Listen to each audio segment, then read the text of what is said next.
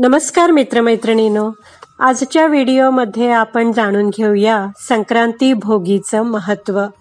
न खाई भोगी तो सदा रोगी, हे आपण नक्कीच ऐकलं असेल.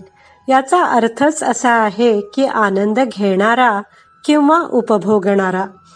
भोगी हा सण मकर संक्रांतीच्या आदल्या दिवशी साजरा करतात. भोगी हा उपभोगाचा सण आहे. या दिवशी काय काय करतात हे आपण सविस्तर जाणून घेऊ. या दिवशी सकाळी घर आणि सभोवतीचा परिसर स्वच्छ करावा. दारासमोर रांगोळी काढावी. घरातील सर्व लोकांनी अभ्यंग स्नान करून नवीन कपडे परिधान करावेत. या दिवशी आंघोळीच्या पाण्यात तीळ टाकण्याची पद्धत आहे.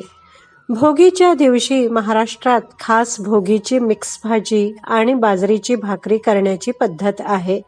या दिवशी तीळ लावलेली भाकरी, लोणी, पापड, वांग्याचं भरीत, चटणी आणि खमंग खिचडी करण्याची परंपरा आहे.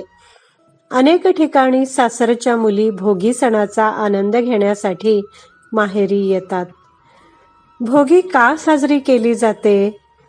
इंद्रदेवाने धरतीवर उदंड पिकं पिकावीत म्हणून प्रार्थना केली होती.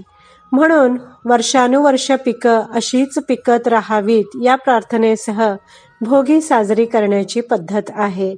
या दिवशी काही राज्यांमध्ये लहानशी होळी पेटवून त्यात काही वस्तूंची आहुतीही दिली जाते. या दिवशी करण्यात येणारी भोगीची भाजी खूपच पौष्टिक असते. हिवाळ्यात सर्व प्रकारच्या भाज्या येतात. शेताला नवीन बहार आलेला असतो. त्यामुळे ह्या काळात भोगीची भाजी आणि तीळ लावलेल्या बाजरीच्या भाकरीचा आस्वाद घेतला जातो. या पदार्थांमधून उष्णता मिळते, ज्यामुळे शरीर पुन्हा वर्षभर काम करण्यास सज्ज होतं. संपूर्ण भारतभर हा सण साजरा केला जातो. या सणाला देशभरात वेगवेगळी नावं आहेत.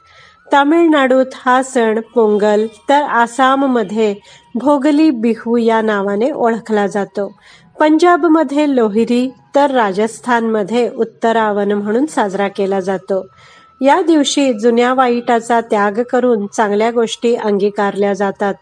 वर्षभर काही चुकलं असल्यास तिळगुळ देऊन क्षमा मागितली जाते आणि वर्षभर नात्यातला गोडवा टिकून राहावा अशा शुभेच्छा दिल्या जातात. तुम्हा सर्वांना पवित्र अशा संक्रांती भोगीच्या माझ्याकडून हार्दिक शुभेच्छा. कशी वाटली तुम्हाला भोगीची माहिती?